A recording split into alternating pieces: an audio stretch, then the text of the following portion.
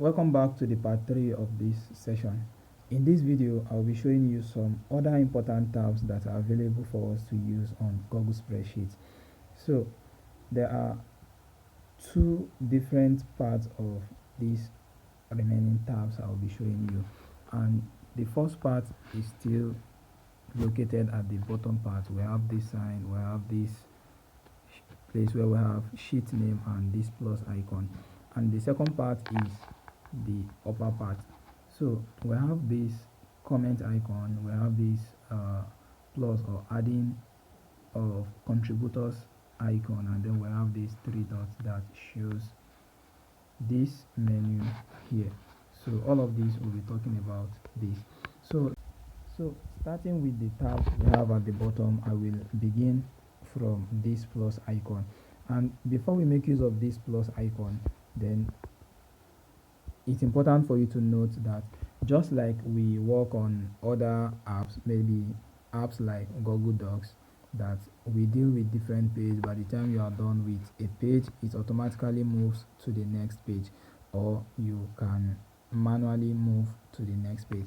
So since Google Spreadsheet is an app that we use to work on analysis entirely, or maybe designing, or just to display some kind of table information in a table, so we might need different pages for different work, and that is where this plus icon comes in. So this one that you are seeing here is the page that is automatically created as the first page when you create any new sheet on Google Sheet app. So this is the first page, and when you click it, you see more option on what to do and how you want the sheets to look like. So clicking on this plus icon will create a new sheet. Just like you have sheet 1, then it has automatically create a new fresh sheet for me to start working on. So that is for this tab. And the second tab here is this. So on each page, on each sheet tab, we call them tab, there are drop down on it. So clicking on it, you will see other functions that you will like to do. So let's work with them one after the other. So the first thing is the sheet. So if you need to duplicate the sheet, this one is showing the name of the tab, and these are the other functions you can do with this tab. So the first thing is duplicate.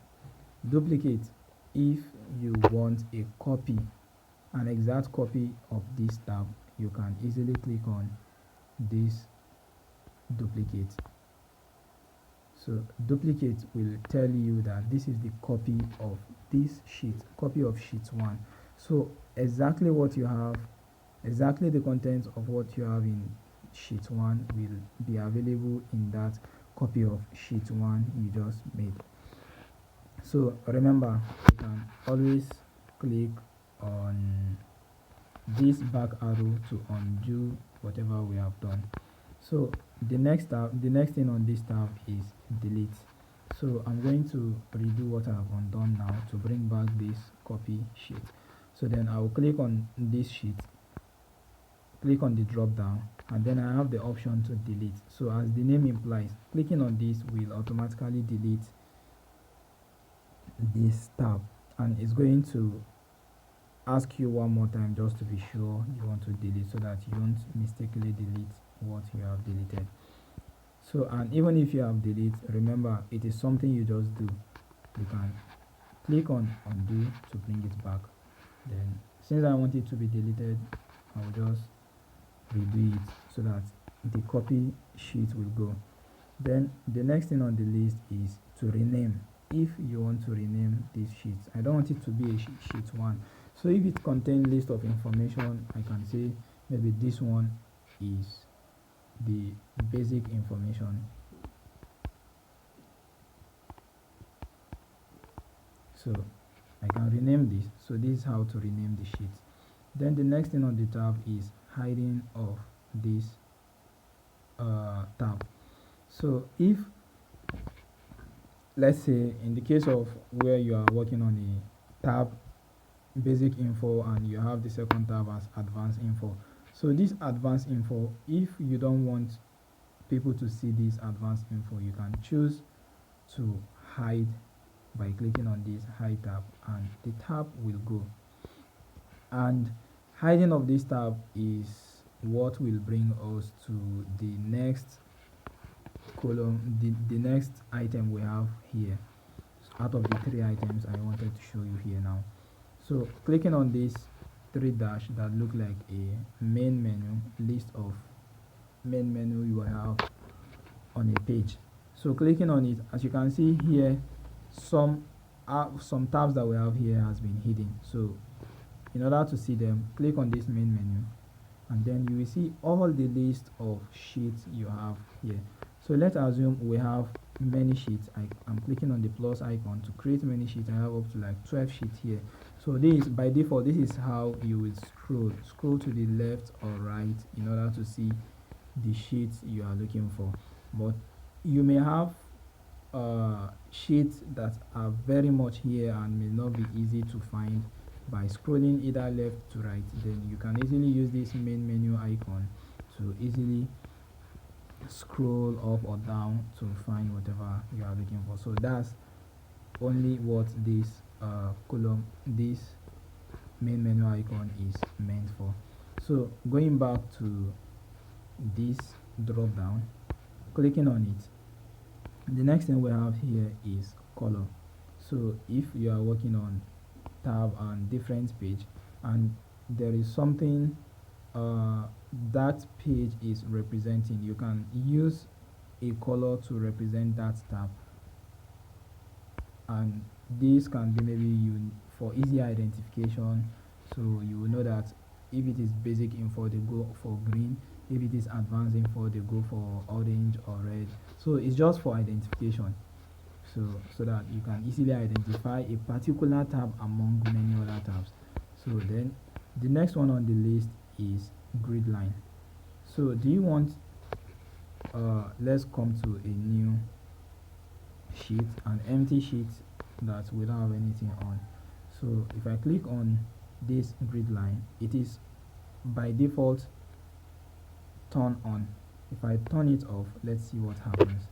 So you can see this is a sheet without grid lines, and the grid lines are the cells, just like we are seeing here. So these are grid lines, horizontal line, intersection between horizontal and vertical lines, so column and rows. So we have them here. But when we turn off that grid lines, then we don't have those grid lines here. You have a blank, and that doesn't mean you can't work on those cells. Just like you have on the normal grid lines, you can still work on them. The only thing is the lines will not be there. So then let's check. The next thing we have here is the movement of those tabs. So if the tabs need to be arranged in any kind of order, maybe in alphabetical order or in a numerical order, so you can choose to move a particular cell to left or right. So let's say in the case of this basic, it is the second tab on this list. So if I want it to be the first tab on the list, then I'm going to click on move left, and the sheet has moved to the left. So if I want this 7 to go to it, number 7, since we have sheet 3, 4, 5, 6, I can choose to move this 7 sheet to right, press it again, move to right, press it again, up until when it will get to its position. So the next on the list here is the freezing of rows. This freezing of row help us to put some rows or column, anyone that we choose, to make them stick. But as the name implies, freeze, it will make them stick to a place without moving.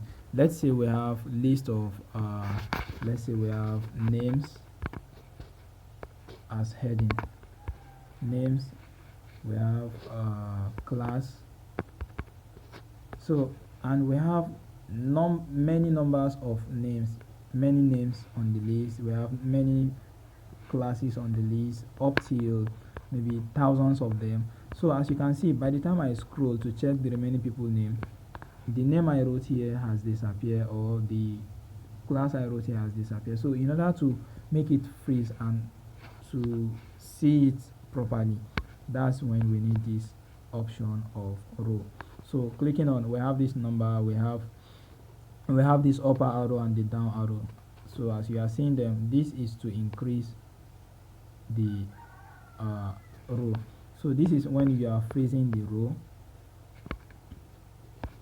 This is when you are freezing the row, and this is when you want to freeze the column. So if you are freezing just the row 1, or maybe you leave it in 1. If you want to freeze more than row 1, that is, it you extend to row 2, you click, you keep on increasing as you want it. So since the name and class only exist in row 1, then I will freeze it to that extent. Then the next one is the freeze column. The freeze column, this is when you are freezing something that is here. So as its name implies, so if you are scrolling, it will never make that row 1 to disappear, and if you are scrolling again like this, it will never make the column A to disappear. So these are what you can do with all these functions we have at the bottom part here. So in the next video, I will explain these 3 parts. So see you next time in the next video.